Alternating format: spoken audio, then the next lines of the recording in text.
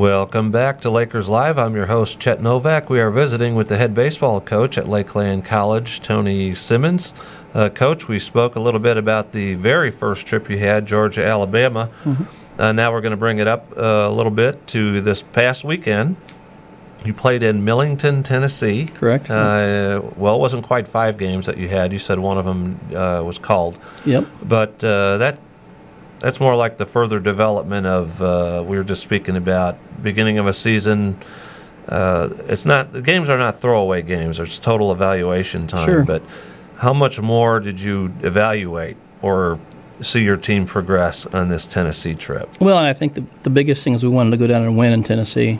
We were unhappy about that for the first trip. We wanted to come back with 5 or 6 wins from the first trip. And you come back with 1. And, you're anxious to get back down there. And, again, like I said, we came back that week. We had a week of practice, and it sunk in that we needed to find a shortstop, I think. And we decided to put Jared there. I had a long talk with Jared on Tuesday and said, I've always thought you were a great enough athlete to do this. Again, we wanted you as a pitcher, for the most part. But, Jared's raw, too. He's one of those kids that it's come so easy for him his whole life. He's so athletic that he's, in the past, not been the best listener, I guess you could say. And I sat him down and I said, here's where you have to go. And, and if you want to do this, because I know he wants to play, in a field, you need to do this. And he made some adjustments that week in practice. I was very happy. And they carried through, on the trip. So, and I think from the standpoint, we found some players that could play. A good example is Johnny Dayton came back from the first trip, the leading hitter on the team, and Johnny was probably last on the depth chart at the end of fall. So, again, you never know what you're going to find out, and we didn't really talk about that in the first segment. It just kind of slipped my mind. But, you go surprise players who did surprise yeah, you get surprised. Johnny Dayton is a great athlete. He's from Paris, Illinois, and, he's 6 foot. He's fast. He can jump and run. But skill-wise, he was kind of behind, but he's one of those kids who really listened. He'll tell you that he listened, and you could tell he was listening, and he'd worked hard. He would take extra hitting and stuff, in between classes and everything.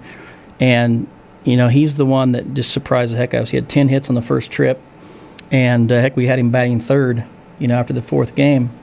And, again, he's a kid that you just, I almost cut him. I came really close, and I say that, but I didn't, because you're never going to cut a kid like him. He's a great kid. But, again, he was last on the depth chart when it comes to position players. And, he's now, a starter. And, so you get surprised by some guys like that. And, so I think then going into the second trip, we kind of knew that then. We knew who our lineup was. The first trip, you're trying to figure out who your lineup is. And the second trip, I think everybody kind of knew what the lineup was, and we did too. We talked about Jared was going to play short. We announced that before we left. And we went down there, and we played the first game. We played against Muscatine. They're a D2 school out of Michigan, but a very good D2 school. They had a very diverse team, 10 or 11 Puerto Rican players and some Venezuelan players and some Dominican players. And, those guys want to play baseball. And so, they were a good team, and we got beat 10-6 that game, and we spotted them 4 runs. The first inning, Kern McNeely was our starter, and Kern's our, one of our top 2 pitchers, and we missed a fly ball, a pop-up, and had another error. Next thing you know, it's 4-0, and it's hard to spot a team with those 4 runs. And so that was kind of disappointing. We came back and we got beat 10-6 in that game. And then the second game we played against Flo Valley, which is out of St. Louis. And, that game was very disappointing. I think that might have been the turning point for us. We're a much better team than they were. And it was obvious, when you watch the kids warm up and you watch them play. And we jumped out ahead, and we were ahead 6-1. Pretty early on. Jeff Jenkins was our starting pitcher, and he threw very well. And, it was almost like you could feel like we thought it was over. But again, you talk about, a guy who knows how to win, a team knows how to win, they really got to, slam the door on that thing. And we really didn't. I think we started to coast, and next thing you know, they got 2 runs, and it's 6-3, oh, no big deal.